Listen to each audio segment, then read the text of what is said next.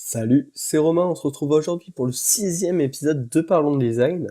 Ouais, déjà, ça fait pas mal, hein, ça avance assez vite. Et aujourd'hui, on va parler d'un sujet qui risque de vous intéresser ou de vous intriguer, c'est pourquoi apprendre à coder alors qu'on est designer. Pour vous parler de ça, on va prendre le problème à l'envers, c'est-à-dire que je vais vous raconter mon histoire perso, et puis je vais vous expliquer ce que j'en ai tiré.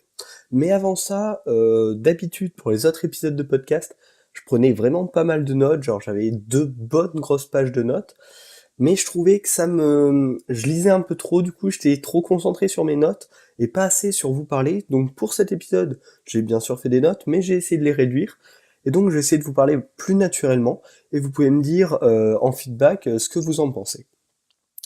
Donc ce que j'ai fait moi, c'est que donc j'ai actuellement 17 ans, et vers, je sais pas, 13 ans à peu près, j'ai commencé à apprendre à coder. Donc à faire des sites web en HTML, CSS. Ensuite j'ai appris le PHP pour faire des sites avec une base de données, des sites vivants dont leurs données sont pas fixes quoi. J'ai même fait un petit stage, bon, avec le collège à l'époque, dans une entreprise de développement web. Donc j'ai découvert, voilà, un peu les différents aspects, donc notamment le design, le développement, la publication. Là, c'était d'une application, en l'occurrence. Et ça fait 1 an et demi à peu près que je me suis finalement intéressé au design, donc après avoir appris à coder. Et donc ça m'a vachement aidé finalement quand j'ai appris à faire du design. Parce que les problèmes déjà que je rencontrais, pourquoi je me suis lancé dans le design, c'est que donc je savais créer des applications, mais si je voulais les réaliser moi-même, souvent le style était très douteux, l'expérience utilisateur, je ne vous en parle pas parce qu'en fait, enfin maintenant quand j'ai réfléchi, je ne me rends même pas compte comment je faisais. Je devais genre créer le site et l'imaginer en même temps. Ça devait être, enfin je sais même pas comment j'ai pu faire ça. Ça devait être assez le bordel. Et du coup, bah, j'avais un pote qui faisait lui un peu de design et souvent on s'associait voilà pour lancer des petits projets ensemble. Et puis finalement donc je me suis lancé dans le design. Et en quoi avoir appris à coder avant m'a aidé, il y a vraiment plein de raisons. C'est-à-dire que déjà quand j'ai commencé à designer pour le web, je connaissais la plateforme, donc les possibilités qu'elles offraient, qui sont assez immenses pour le web en l'occurrence, et les différentes contraintes par rapport au langage, par rapport à la performance. Et donc ça me permet de designer des interfaces réalistes par rapport à ce que l'on peut réellement développer et au temps de développement qu'on compte y accorder. Parce que notamment un problème qu'il y avait donc quand avec ce copain on créait nos projets, c'est que des fois il oubliait des choses par rapport justement à la plateforme, de comment ça se passait exactement quand on était dans le truc. Et donc savoir coder, moi ça me permettait de voir ces points très rapidement. Ensuite, ça permet de pouvoir réaliser soi-même son site ou son application qu'on vient de designer.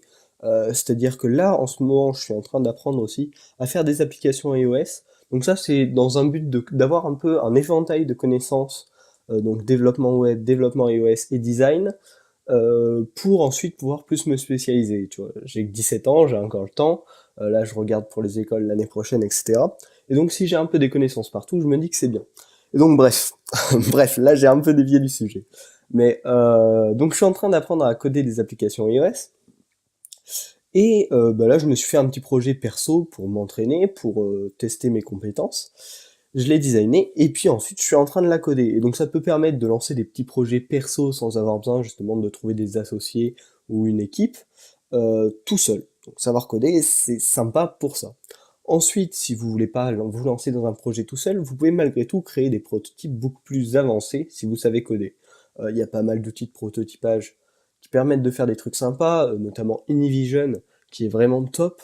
En plus, si vous êtes étudiant, je vous mettrai un petit lien dans la description. Vous pouvez avoir un abonnement gratuit à Envision.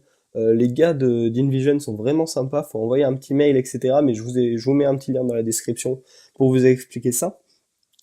Mais si vous savez coder, vous pouvez vraiment créer peut-être les effets dont il y a besoin, certaines animations en optimisé web, sans utiliser un GIF par exemple. Et donc ça aussi, c'est un truc de sympa. Ensuite, si vous travaillez avec une équipe, ça permet aussi de proposer des solutions de réalisation. C'est-à-dire que si vous êtes donc vous designer et que vous collaborez avec un développeur, il peut peut-être vous dire «Oh non, ça c'est pas trop possible», etc. Alors que vous, si vous avez une certaine base de connaissances, vous pouvez savoir si, là t'essayes de m'entuber, c'est possible, même je pense que tu pourrais faire comme ça, et ça permet déjà de paraître plus crédible niveau proposition de projet, et de possiblement trouver des solutions. Après, il y a des trucs assez complexes qui peuvent pas venir à l'idée comme ça direct du développeur, et si vous avez une certaine expérience, ça peut vous arriver d'avoir cette idée. Et enfin, le dernier avantage que j'en ai tiré, c'est justement cette connexion entre l'étape de design et celle de la réalisation qui est très importante, qui est en fait un peu une somme de tous les points dont je vous ai parlé avant. C'est-à-dire que connaître parce qu'en fait c'est tout le processus, si on parle du premier, l'idéation on va dire, jusqu'à la définition du public, le design de l'interface, de l'expérience utilisateur. Ensuite, voilà, ça passe au développement, et il manque plus que la publication, le marketing, la communication autour de l'application, et avoir une connaissance globale de tout ce processus permet de mieux optimiser son interface dans le but, pour accomplir le but de chacun des maillons en fait de cette chaîne. Et donc, rien que pour ça, je pense que avoir un minimum de connaissances en développement, je vous parle pas voilà, de savoir de connaître plein de langages, d'être vraiment très précis dans chaque langage, mais d'avoir une connaissance relativement avancée dans les domaines pour lesquels vous designez. Et donc, pour conclure, ce que je peux vous dire, c'est que si vous avez du temps et un peu envie, il faut pas non plus se forcer, apprenez un peu le développement. Si ça vous intéresse, en plus, vous allez voir que ça devient vraiment passionnant. Toutes les possibilités qu'on découvre en fait à chaque fois qu'on avance dans les cours de développement, ou si vous apprenez par vous-même, c'est un peu, ouais, presque magique, quoi, de se dire ouah, c'est fou, on peut faire autant de choses. C'est assez dingue, quoi. Et donc ça risque quand même de vraiment vous passionner une fois que vous vous lancerez un peu, et c'est sûr, ça vous apportera des bénéfices pour faire du design. Donc j'ai quelques petites propositions à vous faire pour apprendre. Donc pour apprendre le développement web, moi j'ai pas mal utilisé la plateforme Open Classroom, qui a un cours HTML, CSS vraiment très bien conçu. Vous pouvez l'utiliser en gratuit, mais par contre vous êtes limité à un certain nombre de cours par semaine. Mais sinon, vous payez, je crois, c'est 10 ou 20 euros par mois, et vous avez accès aux cours en illimité, et franchement, ça vaut le coup. Ensuite, si vous avez un niveau, déjà un petit niveau en développement HTML, CSS, il y a le site graphicart.com qui propose des très bons tutoriels aussi. Et ensuite, pour apprendre le PHP, donc pour côté serveur, je vous conseille Open Classroom aussi, il y a un très bon cours dessus, et sur tous les autres langages, ouais, parce qu'il y a quasiment une infinité de langages qui peuvent être utilisés sur le web. Après voilà, vous chercherez par vous-même, mais déjà les bases c'est HTML, CSS et PHP. Donc sur Open Classroom, vous trouverez vraiment beaucoup de choses et de très bonne qualité pour ça. Et donc graphicart.com pour des tutos un peu plus avancés. Ensuite, pour le développement iOS, en gratuit, il n'y a pas grand chose. Il y a aussi un cours sur Open Classroom, je l'avais fait. En fait, t'as des petites bases, mais vraiment très fines. T'arrives pas à te débrouiller seul. Je l'ai pas trouvé ouf. Et en gratuit, ouais, j'ai pas trouvé de bons cours iOS gratuits. Par contre, en payant, je vous propose le cours de Purple Giraffe. C'est celui que je suis en train de suivre. C'est vraiment très bien fait. Actuellement, il me semble qu'il coûte 197 euros, donc c'est un investissement certain. Mais c'est vraiment du très bon contenu. Donc le gars qui fait ça, il s'appelle Maxime. Je sais plus son nom de famille, mais bon, c'est pas le souci. Et sa façon d'expliquer est vraiment, vraiment agréable. Il t'explique justement à comment te débrouiller en utilisant aussi la documentation, etc. Donc je vous conseille vraiment ce cours en français, vraiment top.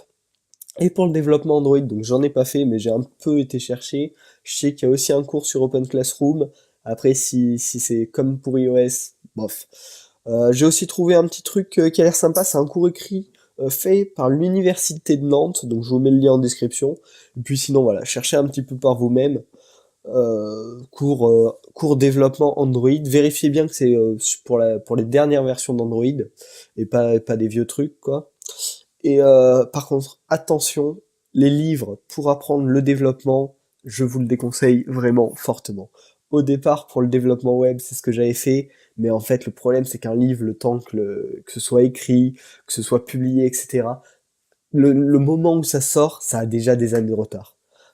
Donc ouais, vraiment, pour apprendre le développement web, je vous déconseille les livres. Autant dans les derniers podcasts, vous avez bien vu que pour apprendre le design, je suis vraiment fan des livres, il y a vraiment de très bons trucs partout dans des domaines multiples, mais pour le développement web, je vous le déconseille vraiment. Donc allez checker les quelques plateformes dont je vous ai parlé, je vous mets bien sûr les liens dans la description. Si ça vous a plu, vous pouvez vous abonner au podcast, et vraiment ce qui serait top pour vos amis, et pour moi aussi, je vous avoue, c'est que vous partagiez ce podcast avec l'un de vos amis qui est probablement intéressé, c'est-à-dire qui fait du design. Donc voilà, ça lui permettrait de découvrir un contenu qui peut l'intéresser, et moi ça me permettrait de faire grandir l'audience du podcast, et donc de m'encourager aussi à continuer. Pareil, pour m'encourager à continuer, vous pouvez me laisser les feedbacks, donc Facebook, Twitter, etc. Les liens sont dans la description aussi. Et pour conclure avec le mot final de ce podcast, c'est si vous avez du temps et un minimum d'envie, lancez-vous dans l'apprentissage du développement, ce ne sera que bénéfique. Allez, salut et à la semaine prochaine.